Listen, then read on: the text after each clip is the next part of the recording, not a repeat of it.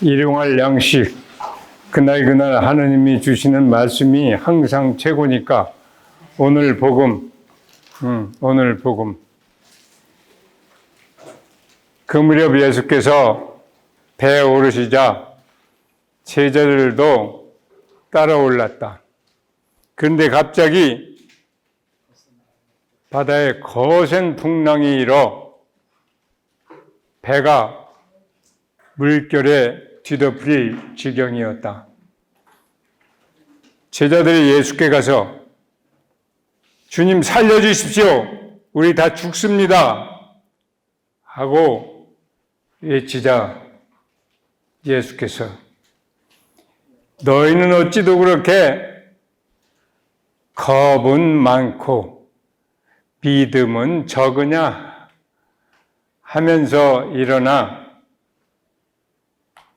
바람과 바다를 꾸짖으시자 사방이 아주 고요해졌다. 제자들 깜짝 놀라면서 저분이 도대체 누군데 바람과 바다까지 복종할까? 바람과 바다까지 복종한다는 그 말은 그리스 말 원어에는 뭐라고 됐냐면 밑에서 들을까? 밑에서 말을 들을까? 밑에서 말을 듣는 사람 누구요? 밑에서 말을 듣는 사람, 위에서 말하는 사람. 누군가 위에서 말하니까 밑에서 듣죠.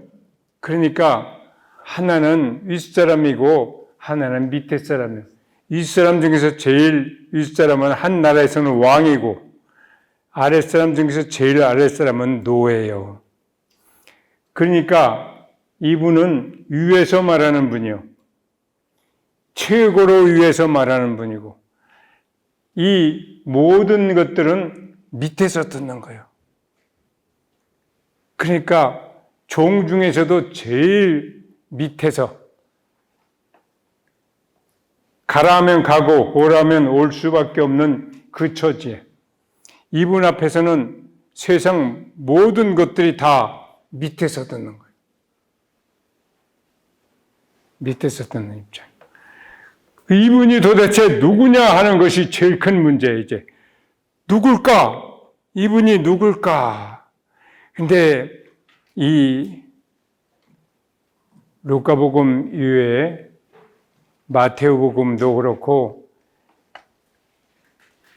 세 복음 모두에 이 비슷한 상황, 배를 타고 가다가 더군다나 한밤중에 막 폭풍에 휩쓸려서 어떤 순간에 배가 뒤집어질지 모르겠는데 그러니까 겁이 막 나가지고 거의 죽을 지경인데 저기서 시커먼 것이 바다 위에 성큼성큼 걸어오는 거야. 시커먼지 하얀지 아마 하얗겠지. 하얗면 더 그런 상황에서는 더 귀신 같지. 그러니까 그냥 귀신이다 하고 소리를 지르는데 그 상황에서 이분 뭐라고 하셔요? 저분이 도대체 누구냐 하는 것이 그 상황에서 제일 중요해요. 누구냐? 그러면 보통은 Who are you? 하면 나는 이름은 김혜숙이고 막심하고 뭐라는 사람입니다요.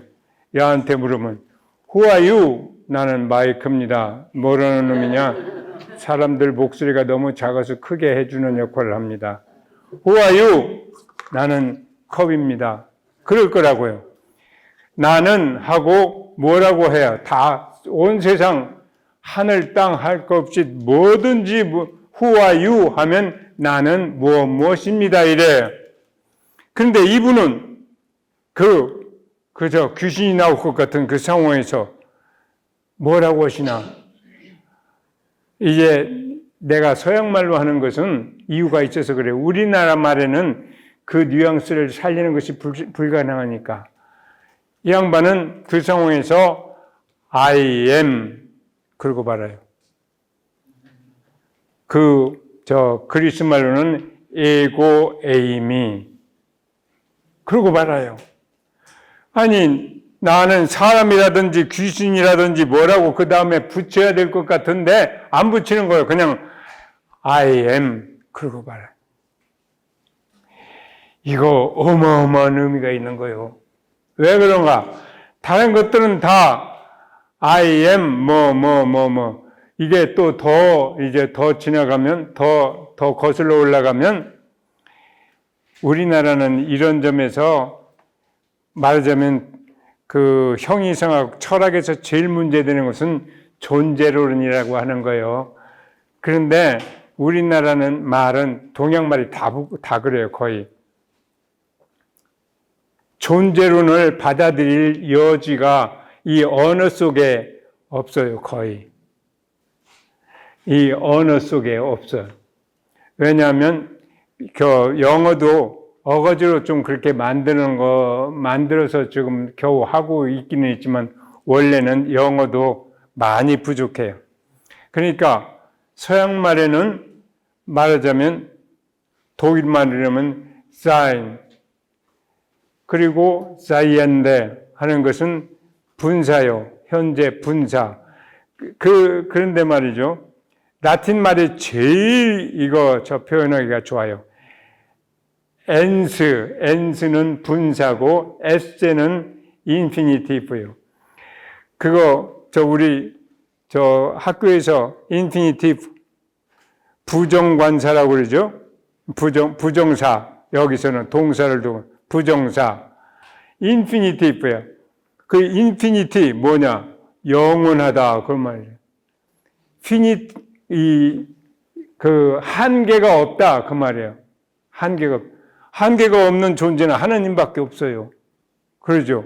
다른 것은 아무리 커도 우주가 아무리 커도 한계가 있어요. 근데 하나님만 한계가 없어요. 그러니까 탈출기 3장 14절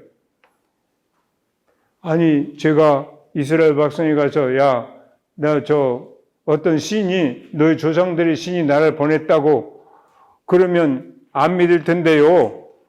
가서 뭐라고 하면 좋겠습니까? 당신 이름이 뭡니까? 그러니까 I am 그랬어요.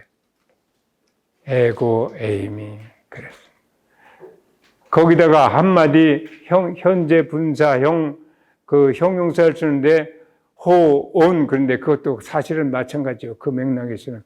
그러니까 온의 그 소유격이 온토스거든요. 온토스. 그러니까 온톨로지아 존재론이 그렇게 나왔는데 지금 이게 좀 약간은 우리 말에 그 상한 것이 없기 때문에도 더 골치 아파요.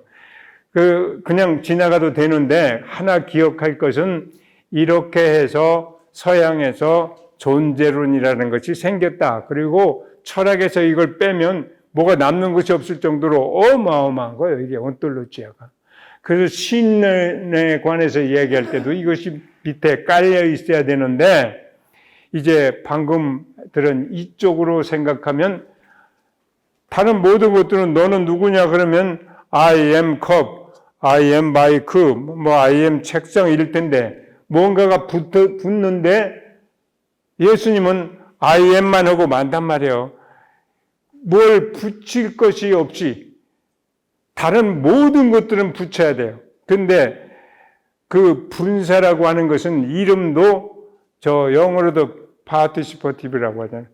한 부분으로서 거기 참여한다 그러면 한 부분이요. 있는 모든 것들의 한 부분이요. 그런데 하느님만 부분이 아니라 있는 것 자체요. 있는 것 자체라는 말도 말이 안 돼. 것이 아니니까 그냥 있다라는 말로 할 수밖에 없는 우리말을 아주 쥐어짜서 하자면 그러니까 이분만 I am 하고 아무것도 안 붙일 수 있는 유일한 분이요. 이분만. 그러니까 이 간단한 말 속에 그 다른 모든 복음에 그 아주 기절초풍의 사태에서 이분이 하시는 말, 안심하라고 하는 말을 할 때 그 한마디가 에고 에임이야. 나다. I am. 뭐 나다라는 것도 있지만 I am이야. 그냥 I am. 이거 굉장히 의미가 있는 거예요. 근데 이건 골치만 아프지. 그게 뭔 소린지 그럴듯 하다가도 뭔 소린지 이해가 될 듯 하다가도 이상하고 자꾸 그러는데 그럴 수밖에 없어요. 이게 성격이 그래요. 그런데 그 야훼라는 말을 이런 식으로 번역했다고 하는 것은 결정적으로 중요해요. 그걸 근거로 해서 온톨로지아라고 하는 것이, 존재론이라고 하는 것이 생겼고, 토마스 아퀴나스의 어마어마한 체계가 다 그런 걸 깔고 있고, 서양의 성인성학, 철학이 다 그랬으니까.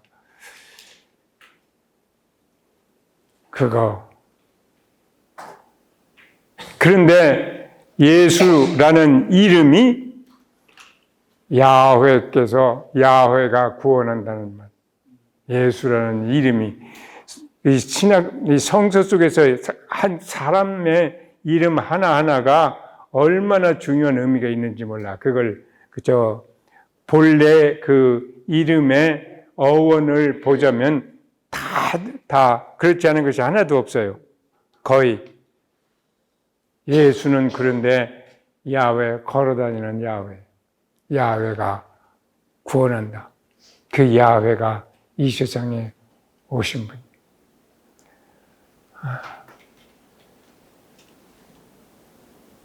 지금 우리가 말이죠. 이게 마태복음 8장이거든요. 8장이 그 위치가 여러분들 누구나 쉽게 알지 않아요. 5장, 6장, 7장은 말하자면 예수님의 가르침 전체 중에서도 법으로 말하자면 헌법이요. 모든 법이 거기서 나오는. 그러니까 그 가르침 중에서도 제일 중요하다 그래서 산상수훈이라고 하잖아요. 산 위에서 가르친 거예요. 말로 가르친 거예요. 근데 말로 가르친 이제 7장의 마지막 부분에 뭐라고 나오냐면 예수께서 이 말씀을 마치셨을 때 사람들은 그 가르치심을 듣고 깜짝 놀랐다 그래요. 아주 기절초풍하게 놀란 거예요. 왜 그런가? 그 가르치심이 율법학자들과는 달리 권위가 있었기 때문에 그래요. 권위.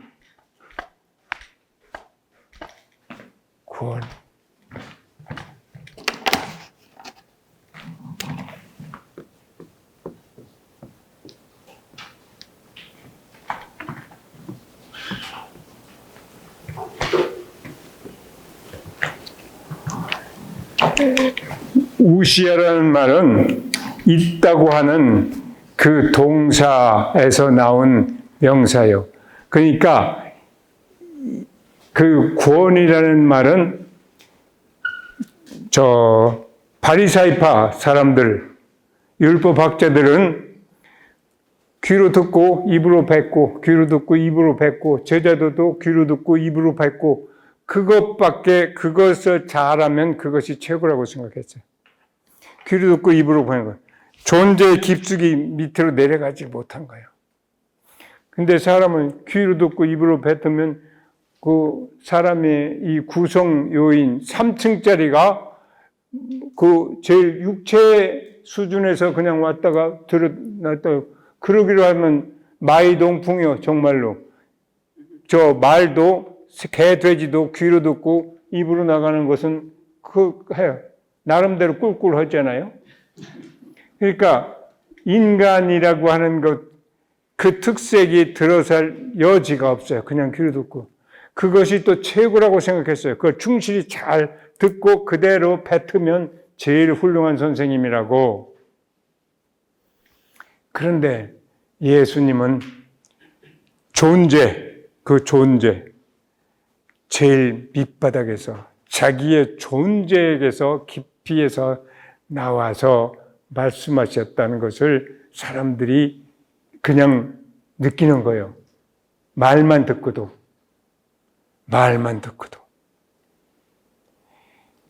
이거 어마어마한 사실. 그러니까 우리는 이분의 말씀을 이렇게 들으면 정말로 아주 뒤집어질 만큼 깜짝 놀랄 수밖에 없어요. 그 깜짝 놀라서 자기의 삶이 완전히 뒤집어져야 맞은 거예요. 안 뒤집어지면 그것이 이상한 거예요. 그러니까 8장까지 갔죠.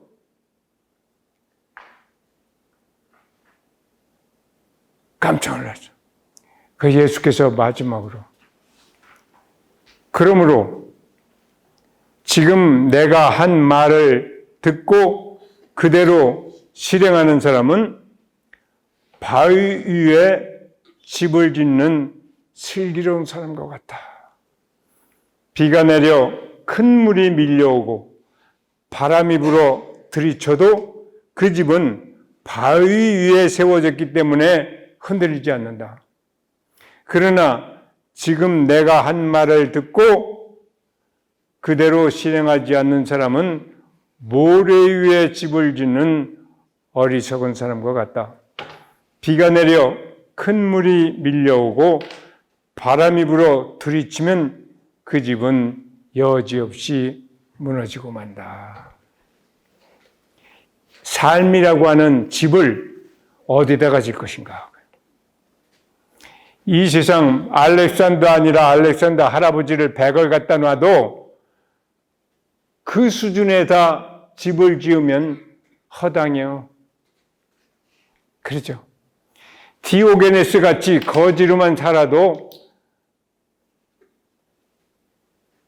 그 말, 디오게네스, 그 이름 자체가 글쎄 디오, 하느님, 게네스, 그 종자, 하느님 아들, 하느님에게서 나오는 존재를. 그러니까 내가 알렉산더가 아니었으면 디오게네스가 되었을 거다. 그러니까 내가 디오게네스가 아니었더라면 디오게네스가 되었을 거다.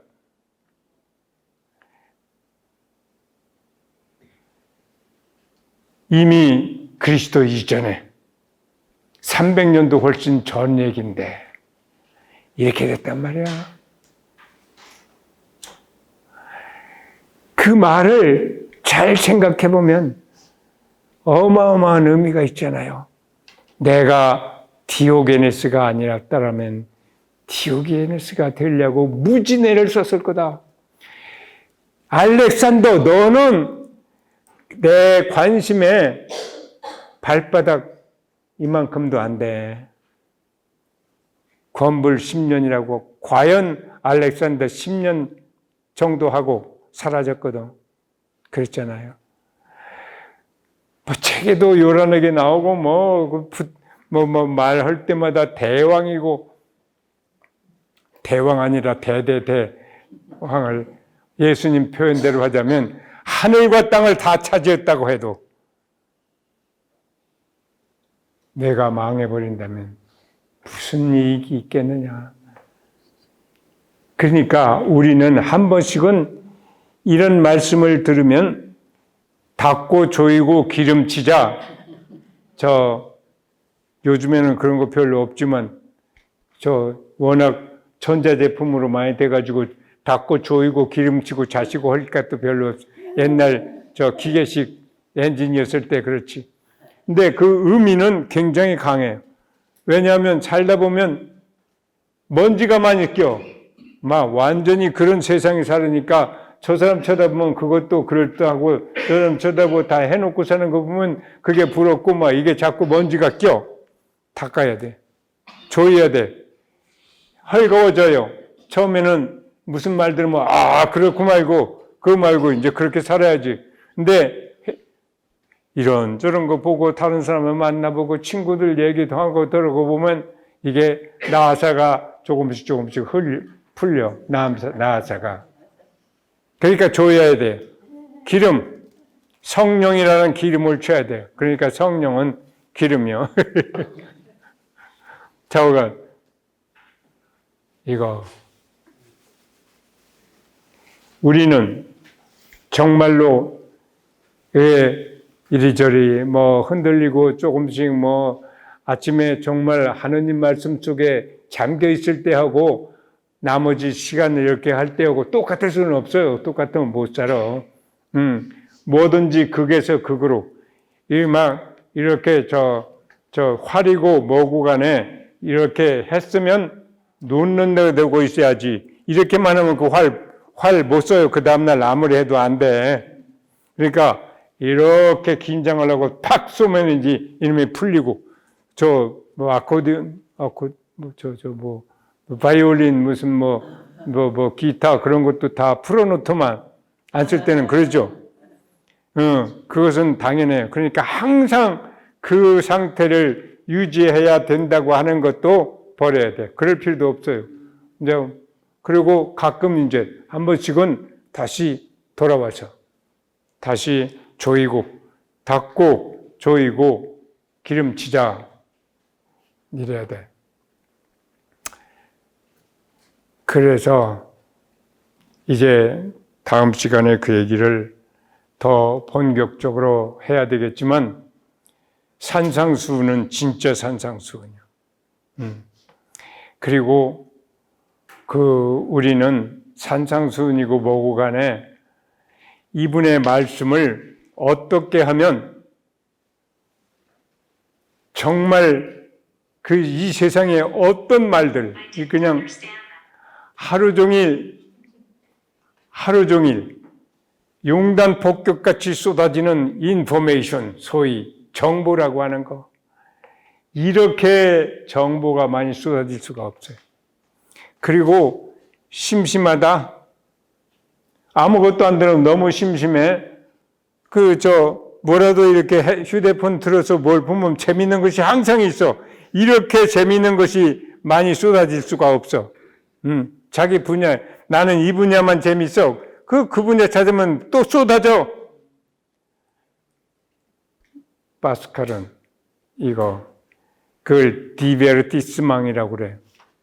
그 말은 관심을 돌린다 그래요.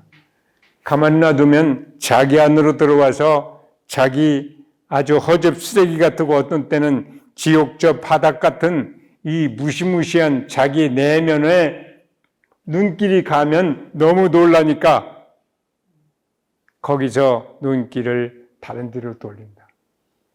그런데 놀랄 것은 놀라야지 그 다음에 구원 쪽으로 가는 또 하나의 운동도 있지, 그것을 계속 피하기만 하면 동물로 살다가 마는 거예요.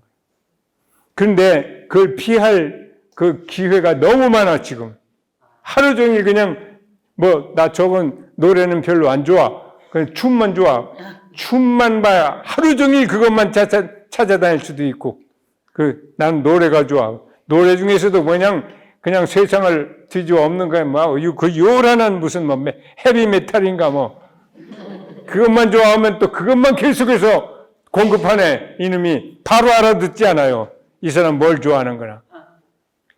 그러니 이런 데만 쫓아다니면 가끔 한 번씩 사람들이 웃고 떠들고 춤추고 노래하고 그것은 좋아요. 한 번씩 할 수 있어. 그런데 거기서 잠겨 살으면 인간이 사는 것이 아니라 자기에게서 도피하는 거예요. 자기에게서. 진짜 자기를 찾아낼 수 있는 그 기회를 계속해서 엉뚱한 대로 저 뒤로 밀어놓는 것이 된단 말이에요. 그러니까 지금 세상 인간으로 살기가 인간이라는 직업만큼 어려운 것이 없어요. 인간이라는 직업. 그러니까 하느님이 특별히 도와주시지 않으면 아무도 나는 그거 할 수 있다고 말할 수가 없어요. 그 예언원이라고 관계에서 제일 좌우간 우리 우선 익숙한 사람 중에서 생각하자면 리즈의 대리사 있잖아요. 리즈의 소아 대리사. 이 양반은 아주 어렸을 때부터 준주성범을 다 외웠나 봐. 저도 사실은 성서를 만나기 전에 준주성범부터 만났거든. 그거 어렸을 때 그걸 읽고 획 돌아서 신학교 가기로 했어요. 그런데 나중에 성서를 보고는 깜짝 놀라서 이제 준주성범을 놔두고, 준주성범을 얼마나 열심히 외웠냐면 수도원은 빨리 가고 싶은데 나이가 아직 어려서 13살인가 너무 어려서 안 받아주니까 교황님한테 특별 윤호를 받겠다고 교황청까지 갔어요. 가서 교황님을 만났어요, 실제로. 그러니까 교황님도 그거 참 귀엽기도 하고 뭐 그럴 거 아니에요. 그러니까 뭘 잘하냐. 그러니까 제 아빠가 옆에서 그랬는지 저가 준주성범을 잘합니다. 한번 해봐라. 거기서 줄줄줄줄 다 외웠어, 준주성범을. 그럴 정도예요. 그런데 나중에 이 성서를 알고부터는 이제 준주성범은 저 뒤로 가고 성서를 얼마나 많이 외웠는지 이 양반 수련장이었어요. 한참 동안. 수련자들 앞에 놓고 말을 하면 성서에서 성서로 연결되는 거 다른 잡소리 한마디도 안 나요. 그냥 성서 얘기만 계속 나왔다고. 거의. 카타리나 성녀가 바오로에 대해서 뭐라고 했냐면 그분은 입만 열면 그리스도가 튀어나왔다. 입만 열면 그리스도가 튀어나왔다. 2세기에 살았던 2세기, 3세기 1185년인가 6년쯤에 태어난 분 오리게네스라는 양반이 있어요. 이 양반 아버지가 순교자예요. 자기도 순교하고 싶어요. 그런데 나가려고 하니까 엄마가 그런 낌새가 좀 있었던가 보지 옷이란 옷은 다 어디다가 숨어놨어. 빨가벗고 나갈 수는 없잖아요. 그래서 못했어요. 기회를 떨쳤어. 그 대신 순교하는 아주 각오와 열정을 가지고 성서를 외웠어요. 그러니까 창세기부터 저 끝까지 다 외웠어요. 그 당시에 성서도 그 당시에도 버전이 여러 버전이죠. 지금 여러 번역본이 있듯이. 당시는 텍스트 자체는 그리스 말이지. 그래도 여러 버전이요. 그것을 6개를 이렇게 해놓고 그 중에서 제일 자기 생각에 이게 진짜다, 더 가깝다, 거기에. 그러니까 6개를 헥사, 5개는 펜타인데, 펜타고는 오각형이니까 펜타고, 6개 헥사폴라, 6겹이다, 그런 말이지. 그것을 6겹을 이렇게 해놓고, 이렇게 비교하면서 줄줄줄 다 외웠어요. 그러니까 이 양반은 입을 열면 어마어마한 말이 나오는 거예요. 그러니까 저 친구들이 누구니 보면 너무 아까워요. 말 한마디 그냥 아이고 저걸 어디다가 적어놨어야 되는데 그냥 떨어지고 말다니 이거 너무나 원통해. 그러니까 친구 중에 상당히 부자가 하나 있었던가 봐요. 그 떨어지는 말마다 다 적는 사람을 13사람인가를 붙여줬어. 그전이나 지금이나 사람 하나 고용하는 것이 얼마나 돈이 많이 들어요. 굉장히 부자였던가 보지. 요즘은 재벌급이었던가 봐. 12사람을 붙여줬어요. 그러니까 혼자는 다 못 오잖아요. 막 이러는 걸 어떻게 혼자 다 적겠어요. 그러니까 너 1000마디는 내가 적어, 둘째는 내가, 세 번째는 이랬나 봐. 그러니까 이 사람이 하는 말마다 다 적었어요. 그 사람들이. 그래가지고 일생 동안 책을 몇 권 썼냐면 그렇게 해서 3000권을 썼다고. 많은 부분은 소실이 됐지만 저건 그랬어. 너무 아까우니까. 토마스 아퀴나스 누군지 아시잖아요, 중세기. 이 양반도 그랬나 봐. 이 양반한테는 그런데 붙여준 게 7사람인가? 그래 붙여줬어요. 그러니까 어디 가서든지 이 양반이 뭐라고 하면 적어야 돼. 한 번은 왕이 초청을 했어. 아이, 가기 싫은데 그래도 다른 뭐 친구들도 다 가야 된다고, 뭐 왕이 초청하는데 안 가면 그건 실례니까 가야 된다고. 갔는데 밥을 이렇게 먹다가 무슨 생각이 났어. 그러니까 그냥 꽝 치고, 이야! 그 옆에 그 왕이 이제 그거 알으니까 필기도구하고 그거 갖다 드리라. 보통 사람은 그거 미쳤지. 지금 왕이 초청해서 아주 성대한 만찬을 하고 앉았는데 거기서 그냥 그러니까 이 사람은 논의는 세계가 전혀 다른 거야. 그 왕 아니라 천하 없어도 나 그 안 보이고 뭐 하나 이렇게 딱 그 생각나는 것이. 저간 우리는 그렇게까지 할 수도 없고 할 필요도 없어요. 그런데 우리의 진짜 모델은 우리 같은 사람, 여러분, 우리 모두 평범한 사람들의 모델은 누구냐면 아까 내가 2008년에 신호도에 갔다고 했잖아요. 하나님 말씀을 주제로, 성경을 주제로 했던 거기에서 글쎄 내가 한 발언, 내가 한 제안을 몇 개가 거기 받아들여 가지고 그때 뭐 사람마다 다 제안을 하거든.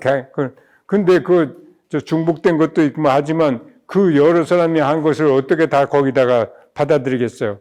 그러니까 실제로 받아들인 것은 몇 개 안 돼요. 그거 가지고 이제 교황님의 이름으로 신호도 후속 교황 권고서라고 하는 형태의 문건을 내는데 그때 나온 것이 주님의 말씀이요.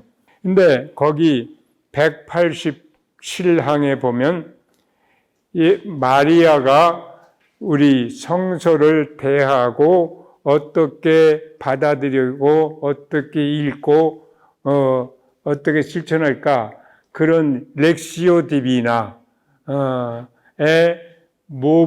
가장 모범적인 인물이 누구냐 그러면 마리아라고 되어 있습니다. 근데 마리아는 이제 여기서부터 여러분을 아주 우리 모두를 대단히 안심하게 하는 일이요. 마리아는 난 놓고 기억자도 몰랐을 것이 확신해요. 그 당시에 여자가 학교 다니는 때가 아니었으니까. 몰라요. 그 아는 건 뭔가 회당에 가서 들은 것밖에 없어요. 근데 회당 돌리게 절대로 안 했어요. 아주 정말 선포하듯이 그렇게 했지. 누구든지 자기가 그걸 읽을 차례가 되면. 그러니까, 그리고 성서라는 것은 당시에 뭐 종이가 그렇게 흔하던 때가 아니니까 종이는 아예 없었고, 쓸 수 있는 거라는 것은 양가죽 뭐 그런 거니까.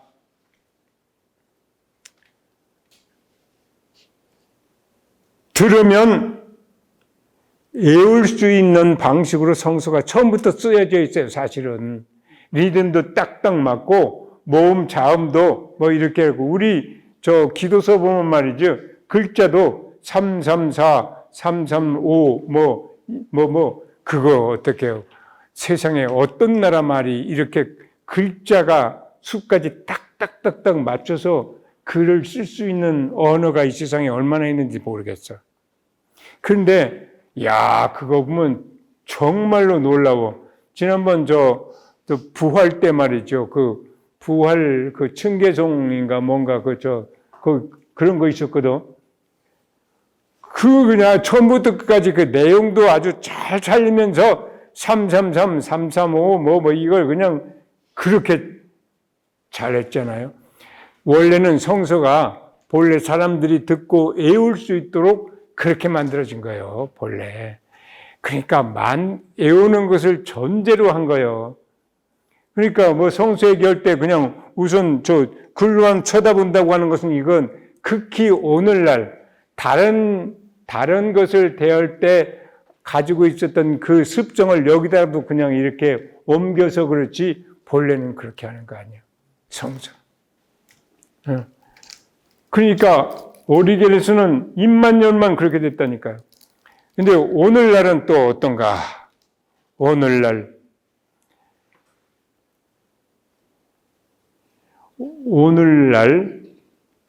성서를 가지고 제일 이 말을 한 언어로서도 본래의 그 힘을, 그 분위기를, 생생한 그 상태를 이렇게 다시 그대로 살릴 수 있는 가장 좋은 방법 중에 하나는 연극이요.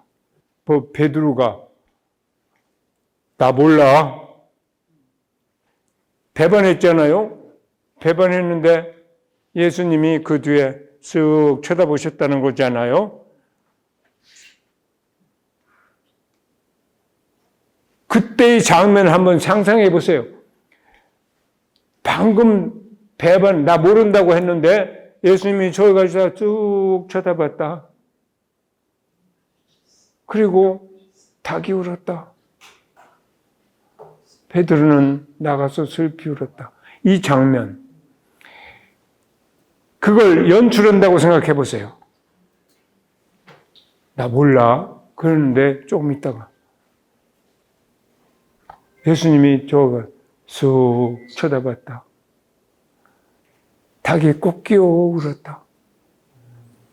그 어마어마한 무게, 그 침묵, 이 사람 당황해가지고 어떻게 할 수도 없는 막 그거 다 무대에서 연출하기로 하면 시간도 그 침묵 가운데 이걸 당황해가지고 어떻게 할 줄 몰라가지고 여기저기 막 이러는 그 장면, 연출은 그렇게 할 수 있잖아요. 그 침묵도 할 수 있잖아요. 말보다 그 침묵이 그때야말로 제 역할을 할 거예요.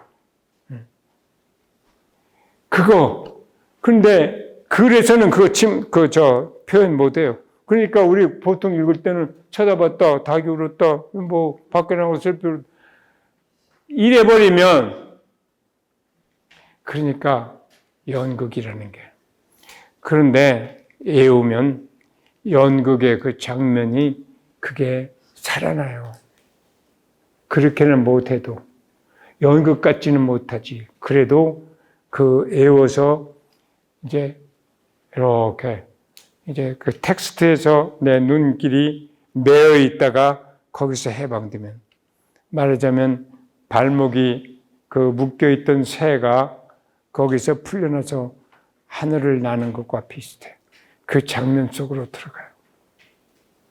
그러면 그게 글쎄 내가 거기 아까 주님의 말씀이라는 신우드 후속 거기에 암브로시오 성인의 말씀도 글쎄 인용되어 있는데 뭐라고 했냐면 그렇게 복음 속으로 들어가면 하느님이 낙원을 펼쳐놓고 함께 걸어주신다. 정말로 낙원에 가는 거예요. 낙원 옛날에 어디 있었던 거 아니에요. 이렇게 들어가는 데가 낙원이지. 그리고 거기 비슷한 그 대목 중에 마리아가 이 모든 이게 우리가 지금 성경을 대하는 사람들의 모범인데 왜 그러냐?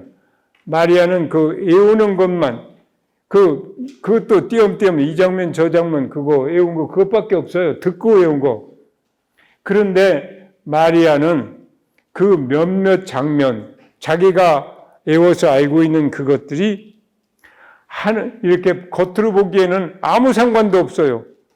하는 천지창조하고 무슨 뭐 어디 쫓겨나고 하는 거 하고 저 뭐 이스라엘 백성들이 어디로 가서 뭐 어쩌다고 하는 얘가 아무 상관도 없는 것 같아.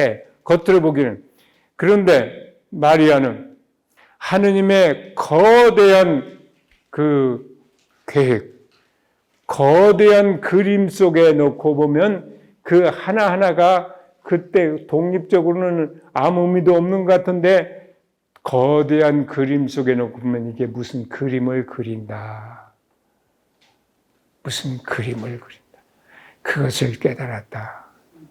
마리아. 그러니까 여러분은 여기 마리아에 비해서 이 아시는 것으로 말하자면 10,000배나 더 잘하시는 거예요. 여러분들이. 그러니까 여기서부터 마리아가 우리 모든 이거 성서를 대하는 사람들의 모범이라고 하는 것이 얼마나 위로가 되는 거예요. 이게 우리가 뭐 알 것을 몰라서가 아니구나. 그러잖아요.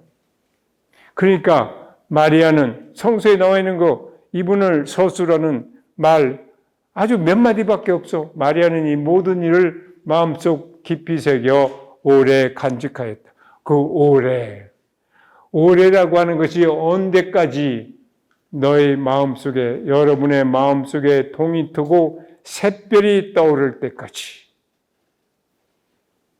그게 또 아까 방금 한 그 표현하고 연결시키자면, 그래서 하느님이 거대한 그림 속에, 계획 속에 이게 어디쯤에 박혀 있는 얘기냐. 지금 나한테 일어나는 일들, 그 성서에 그 말씀이라고 하는 것을 표현하기 위한 단어가 둘인데, 하나는 로고스, 하나는 레마라는 말이에요. 레마는 꼭 입에서 나오는 말뿐만 아니라 일어나는 사건도 함께 그 표현하는 말이에요. 그러니까 꼭 입에서 귀로 들어가는 것만 말이 아니라 나한테 일어나는 일들, 좋은 일, 나쁜 일 뭐 할 것 없이 자고한 일체 일은 하느님의 거대한 계획 속에 넣고 보면 그게 다 말씀인 거예요. 말씀. 다 그 자리가 있어요. 하느님의 거대한 계획 속에 그 자리가 있어. 예수님은 말할 것도 없지. 그러니까 누가 나를 죽이는 것이 아니라 내가 스스로 생명을 바치는 거다. 그 거대한 계획 속에서 그에게 뭐가 있어요? 아버지의 뜻이지. 그러니까 그 바로 보기에는 깜짝 놀라고 이게 아무짝에도 의미 없는 것 같은 나만 죽을 지경이고, 그런데 그걸 딱 눌러놓고 시간을 가지고 여유 있게 뒤를 돌아보면 차츰차츰 보면 판단 내리지 말고 이렇게 시간을 조금 지내놓고 보면 누구에게나 거대한 계획 속에서 이게 무슨 의미가 있는지가 떠오르게 되어 있어요. 그렇죠. 여러분은 지금까지 삶에서 이게 무슨 뜻인가를 경험한 적이 한두 번이 아니에요. 그렇죠. 그때는 죽는 것 같았는데 지나놓고 보니까 만약에 지금 몇십 년 전에 일어났던 일 지금이라도 없는 걸로 할까? 아니요. 그것이 없으면 제가 지금의 제가 아닐 텐데 그 중에서 어떤 것을 제가 빼겠습니까? 절대로 아닙니다. 이렇게 될 거예요.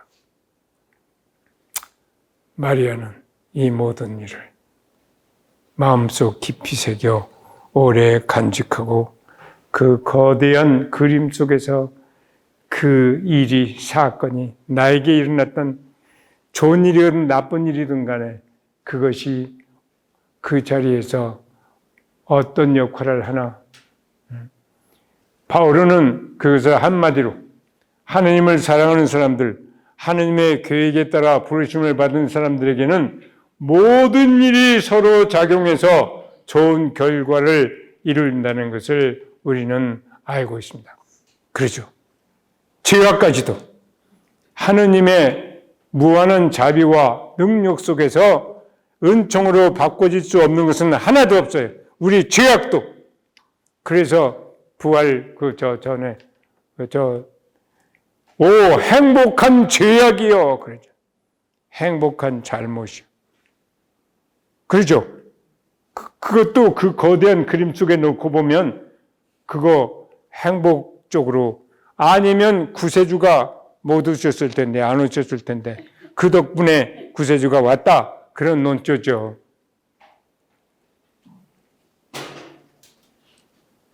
너무 길었습니다. 영광이 성부와 성자와 성령께